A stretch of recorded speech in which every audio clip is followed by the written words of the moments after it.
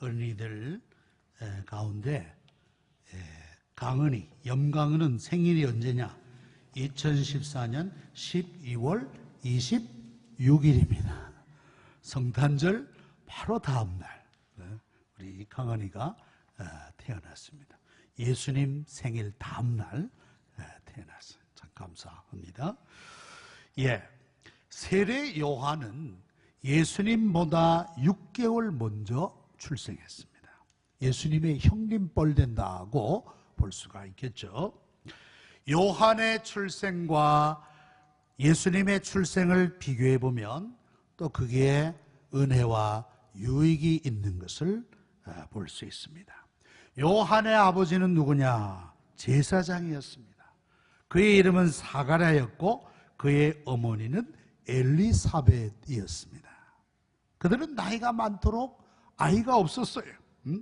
아마 하나님이 우리에게 자식을 주시지 않나 보다 생각하고는 아마 그렇게 살려고 결심하지 않았을까 그런 생각을 합니다.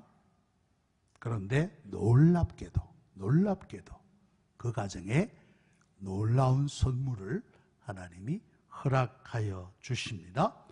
아예 그 이름까지 주셨어요. 이름 요한이라. 천사가 그 이름을까지 지어서 그들에게 선물로 주신 것을 볼 수 있습니다. 그러면서 그 아이가 어떻게 성장할 것인가? 주 앞에서 큰 자가 될 것이다. 그러기 위해서 포도주나 독한 술을 마시지 아니하며 모태로부터 성령의 충만함을 받을 것이다. 그렇게 자라날 것이다 라고 말씀해 주었습니다. 삼손의 출생과도 유사한 점을 발견할 수 있습니다. 삼손의 어머니가 잉태의 소식을 들었을 때 그 주의 사자가 뭐라고 말씀했느냐? 포도주나 독한 술을 멀리하라고 했습니다. 이건 뭐냐? 나실인의 서약이었습니다. 나실인이란 구약시대에 하나님께 드려진 자로 구별되었다 하는 뜻입니다.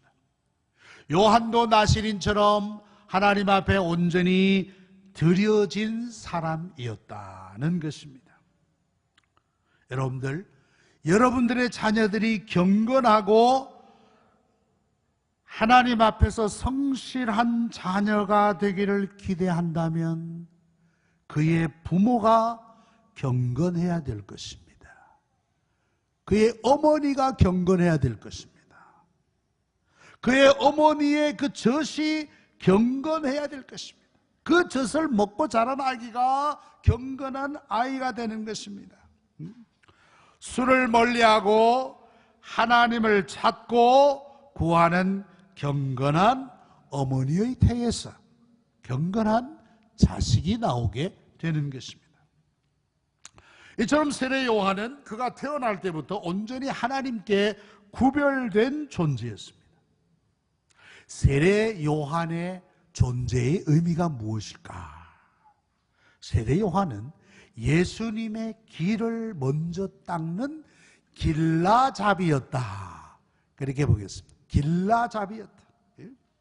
세례 요한은 예수님보다 먼저 출생한 자로서 예수님의 오시는 길을 닦는 그런 사명자였다라고 하는 것입니다.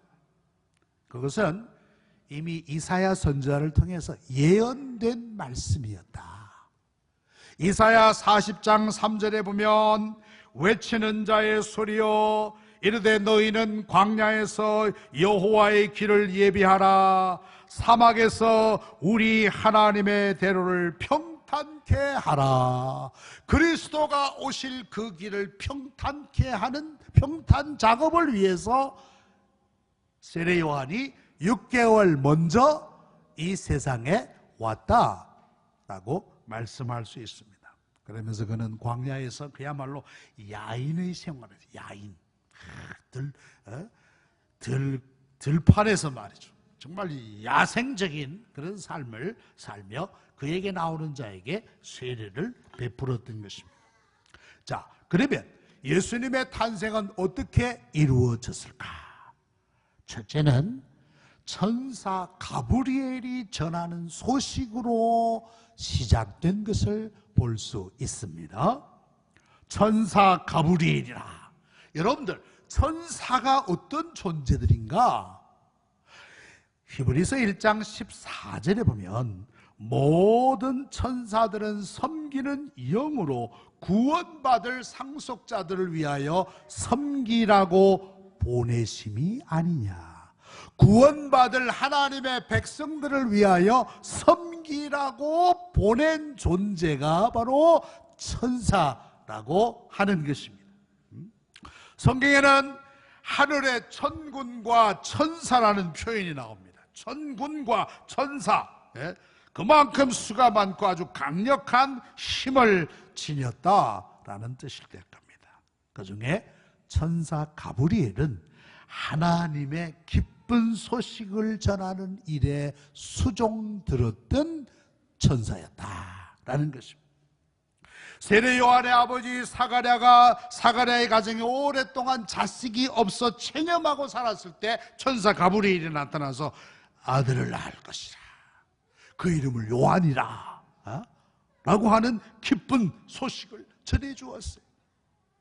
구약시대에도 보면 다니엘에게 천사 가브리엘이 나타난 적이 있습니다. 다니엘서 8장 17절에 보면 천사 가브리엘을 통해서 하나님의 메시지를 다니엘에게 전해주는 일을 했습니다.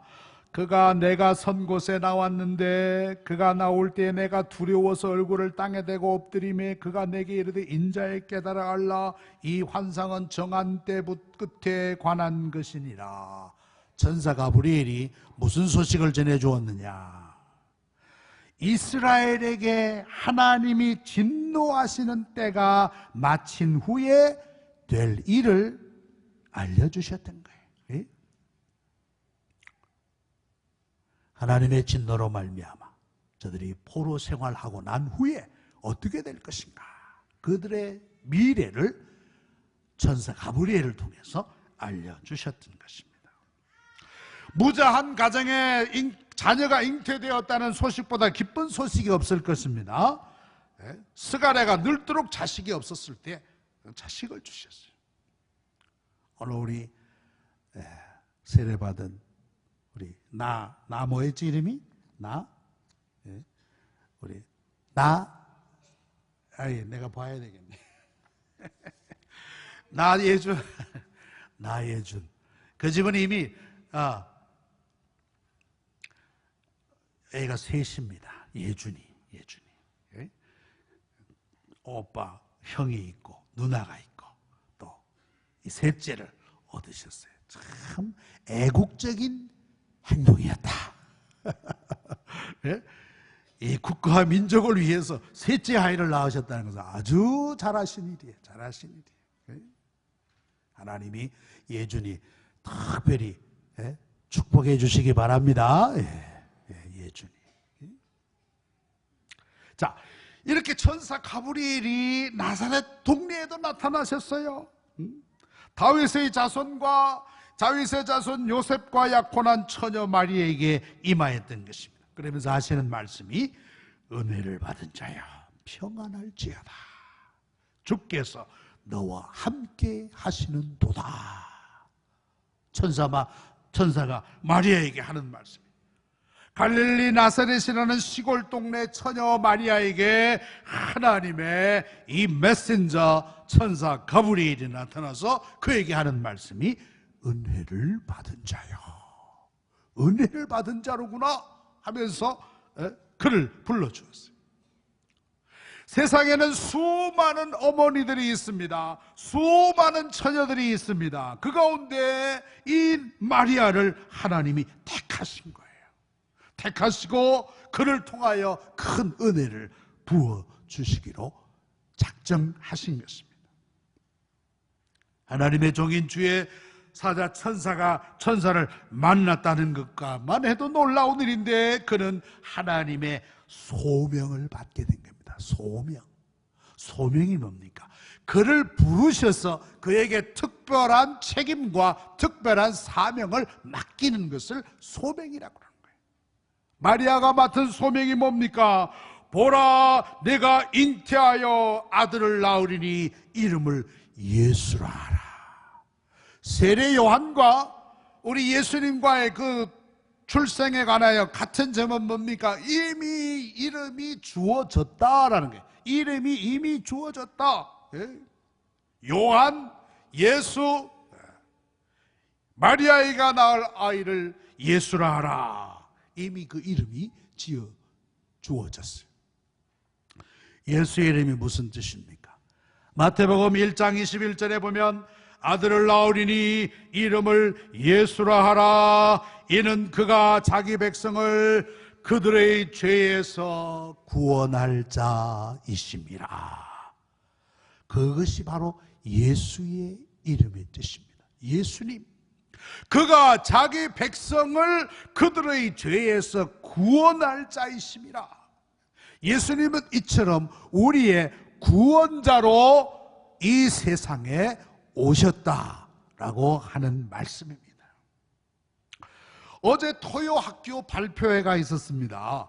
유치부 또 초등부 어린이들이 그 1년 동안 매일 토요일 날마다 모여서 영어로 성경을 배우는 시간을 가졌습니다.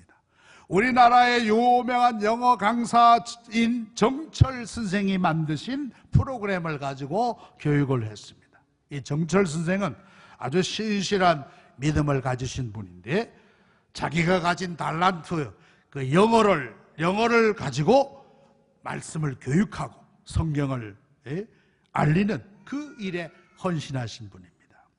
어제 그 초등일부 어린이들이 하는 뮤지컬 중에 이런 게 있었습니다. 예수님이 누구신가? 그 팀 가운데 크로스 팀이래. 크로스 십자가 팀이 있었는데 그 어린이들이 뮤지컬을 하면서 예수님이 누구신가? 그분은 우리의 구세주이시다. He is our Savior. 영어로 초등학교 1, 2학년 어린이들이 영어로 뮤지컬을 해요. 그 가운데 가장 그 하이라이트는 뭐냐? 나무 십자가 주위에 어린이들이 둘러서서 찬양을 합니다. He is our Savior. 그는 우리의 구세주입니다. 그는 우리의 구세주입니다 하면서 어린이들이 찬양을 하는데 얼마나 아름다운지 몰랐어요.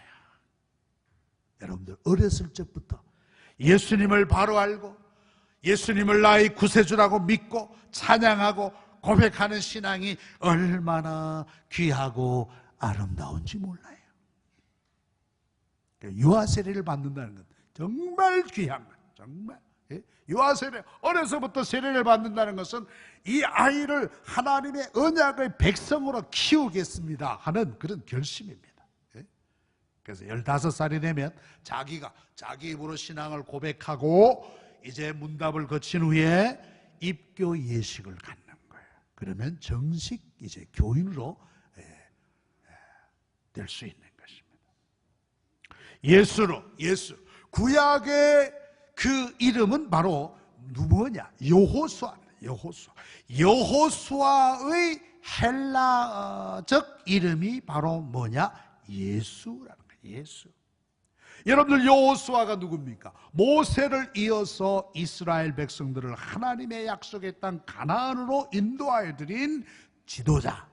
어떤 의미에서 보면 이스라엘의 구주라고도 볼 수 있죠. 하나님께서 그에게 이스라엘 백성들을 맡기셔서 약속의 땅 가나안에 들어가게 하시고 그들에게 땅을 분배하는 일을 하나님이 그를 통해서 시키신 거예요.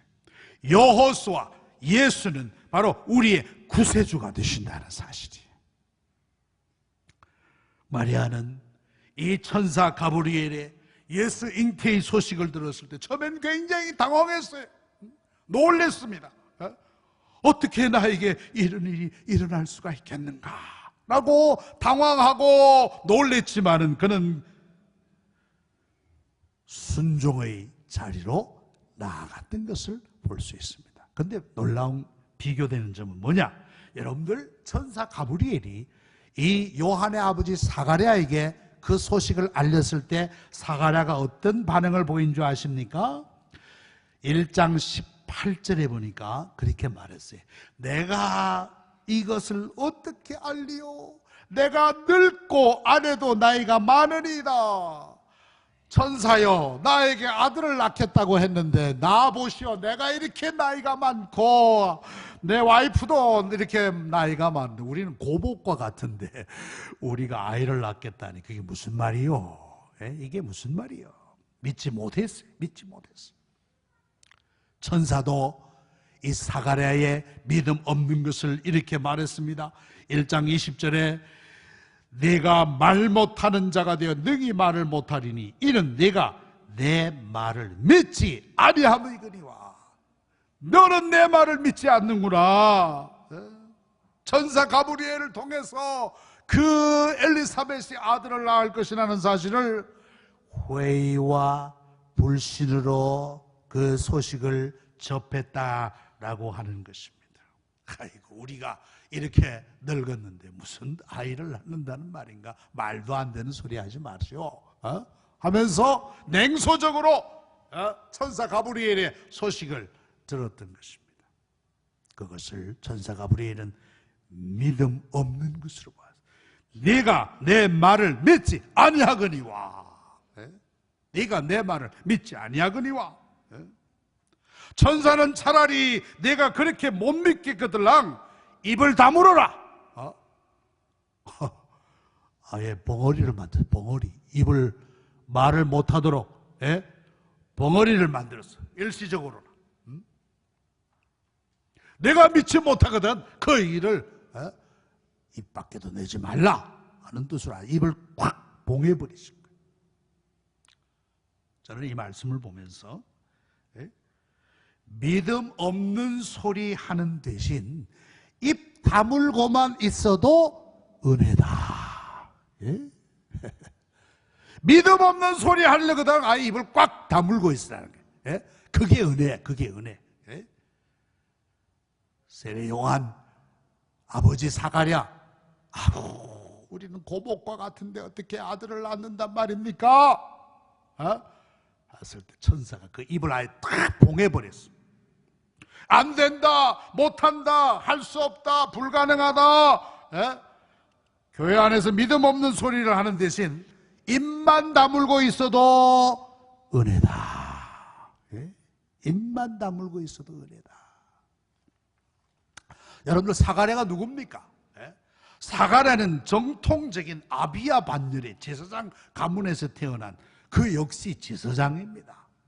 일평생 성전에서 하나님께 제사드리며 하나님을 섬긴 종입니다. 그는 가브리엘의 소식을 믿지 못했어요. 믿지 못했어. 우리가 신앙의 연수와 세월을 자랑할 것이 못 됩니다. 하나님이 하시는 일을 생생하게 믿고 경험하는 일에 서툴다면 그 신앙의 오랜 세월은 별로 의미가 없다. 의미가 없다. 그러나 갓 믿었지만 하나님과 생생하게 교제하며 하나님께 순종하며 하나님의 뜻이라면 물불을 가리지 않고 복종한다면 그 사람을 존중히 여겨야 돼요. 귀중히 여겨야 돼요. 이야, 귀하구나. 그 사람을 격려해주고 그 사람으로 하여금 더 힘있게 하나님의 일을 하도록 북돋워 줘야 돼요. 북돋워 줘야 돼요. 여러분들 세월을 자랑하지 말고 지금도 역사하시는 하나님의 은혜를 자랑하시기 바랍니다. 자, 우리는 사가랴 대신 갈릴리 나사렛 시골 처녀 마리아에게 우리가 좀 집중해 볼 필요가 있습니다. 그 천사가 나타났을 때 그는 두렵고 떨렸어요. 처녀가 아이를 낳는다는 것은 그 당시의 사회에서는 말할 수 없는 수치와 모욕과 심지어는 죽음까지 당해야 되는 굉장히 괴로운 일입니다. 특별히 마리아는 요셉이라는 사람과 정혼한 관계였습니다. 정혼은 보통 소녀들이 10대 초반일 때 정혼을 한다 그럽니다. 이 사건이 일어났을 때 마리아는 13살 정도의 나이였을 것이다. 13살 정도의 나이로 볼 수도 있다라고 주석가들이 말을 합니다. 마리아는 자신이 처녀로서 어떻게 이런 일이 일어날 수 있는가? 그는 진지하게 천사에게 물었어요. 나는 남자를 알지 못하는데 어떻게 이런 일이 있겠습니까? 이것은 엄연히 생리학적인 그런 질문이라고 볼 수 있겠어요. 그러나 하나님의 하시는 일은 생리학을 넘어선다는 거예요. 넘어서서 초자연적으로 일하시게 된다. 가브리엘 천사가 뭐라 그랬습니까? 성령이 일하실 것이다. 성령이 너에게 임하시고 성령이 너를 통하여 일하실 것인데 네가 낳을 아들은 하나님의 아들이 되라. 아들이시다. 그렇게 말씀한 것입니다. 누가는 아기 예수님의 탄생을 기록하면서 마리아가 처녀임을 누차 강조하고 있어요. 여러분들 오늘 27절로부터 29절까지에 보면 처녀라는 말이 몇 번 나오나 한번 밑줄을 그어 보십시오. 다윗의 자손 요셉이라는 사람과 약혼한 처녀에게 이르되 그 처녀의 이름은 마리아라. 29절에 처녀가 그 말을 듣고 놀라. 처녀를 강조하고 처녀가 예수님을 잉태하셨다라는 사실이에요. 남자를 알지 못하는 처녀가 예수님을 잉태하셨다. 왜 그랬을까? 왜 그랬을까? 왜 하나님이 이렇게 일하셨을까? 중세의 신학자 토마스 아퀴나스라는 아주 신학의 대가가 있습니다. 토마스 아퀴나스가 이 사실을 이렇게 얘기했어요. 그리스도가 진정한 육체를 입고 오셨음을 보이기 위하여 그는 한 여성에게 태어나셨다. 그러나 그가 하나님이심을 명백하게 입증하기 위해 그는 처녀에게 태어나셨다. 역시 토마스 아퀴나스가 할 수 있는 말이구나. 그런 생각을 가집니다. 그리스도가 진정한 육체를 입고 오셨음을 보이기 위해서 인간의 한 여성, 즉 마리아를 통해서 나셨다는 말씀이에요. 그런데 그가 하나님이시다. 그가 하나님이시다 를 입증하기 위해서 그는 바로 처녀의 몸을 통해서 이 세상에 오셨다라고 하는 말씀입니다.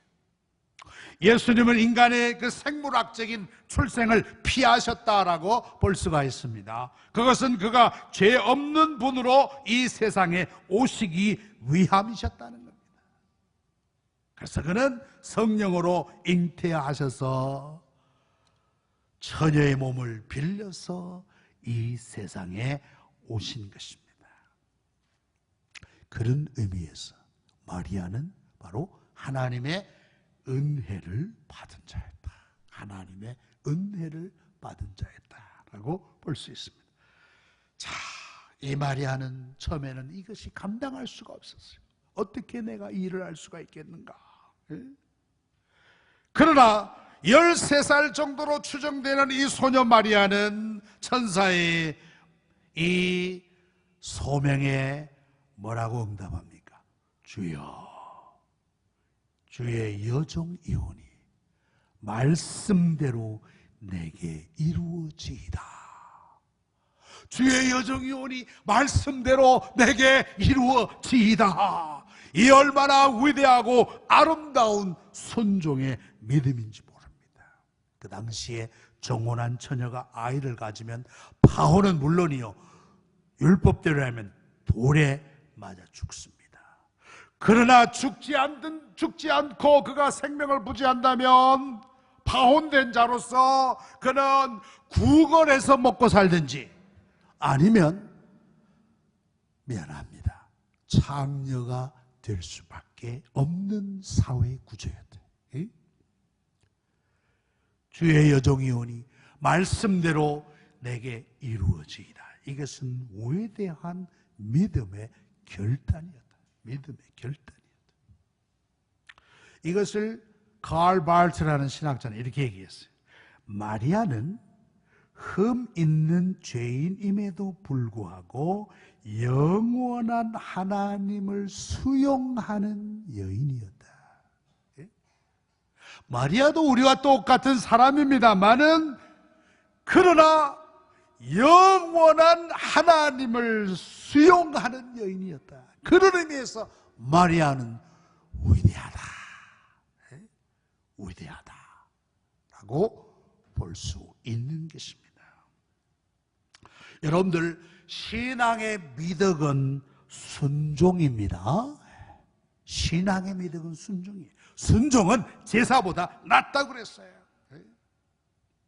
오늘 2016년도 청지기를 임명하는 날인데, 청지기를 임명하는 가운데 가장 어려운 점은 적지 않은 분들이 그 직임을 사양한다는 거, 사양한다. 이 핑계 저 핑계, 가정사 개인사 여러 가지 일을 대면서 거절하거나 사양하곤 합니다. 참 안타깝다. 참된 믿음의 사람은 이렇게 말합니다.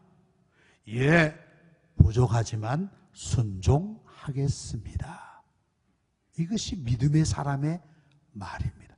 예, 부족하지만 순종하겠습니다. 이렇게 말하는 분이 너무 적어요. 너무 적어. 예, 부족하지만 순종하겠습니다. 이것이 우리 교회의 고백이 되기를 바랍니다. 예, 부족하지만 순종하겠습니다. 따라합시다. 예. 아침 안 드셨어요? 안 드셨어요? 안 드신 분이 계시네. 점심을 좀 맛있게 드시기 바랍니다. 좀 힘있게 합시다. 예. 부족하지만 순종하겠습니다. 이것이 바른 믿음의 소유자의 고백이라는 말이에요. 고백. 마리아 13살 정도밖에 안 되는 그 어린 소녀였지만은 주의 여종이오니 말씀대로 순종하겠습니다. 얼마나 아름다운 믿음이, 얼마나 위대한 믿음이. 그래서 하나님은 이 아름다운 절대 순종의 믿음을 보시고 그를 예수님의 어머니로 세우기로 작정하지 않으셨나, 그렇게 생각을 합니다. 말씀을 맺습니다. 기독교는 예수님이 육신을 입고 오신 성육신의 기적으로 이루어졌다. 이것은 하나님이 하시는 일입니다. 우리는 하나님의 하시는 일에 믿음으로 순종하며 복종하였던 아름다운 여종 마리아를 봅니다. 마리아. 그를 통해서 하나님은 우리의 위대한 왕 대신 구주를 보내신 것입니다. 우리도 하나님의 은혜를 받은 자로서 하나님의 뜻에 절대 복종하며 순종하여 하나님께 영광을 돌리는 성도들이 다 되시기를 축원합니다. 기도합시다. 하나님께서 우리를 구원하시기 위하여 예수 그리스도, 그 자기 백성을 그 죄에서 구원할 자로 예수 그리스도를 보내주심을 감사합니다. 그 통로로 동정녀 마리아를 통해서 그리스도가 오셨습니다.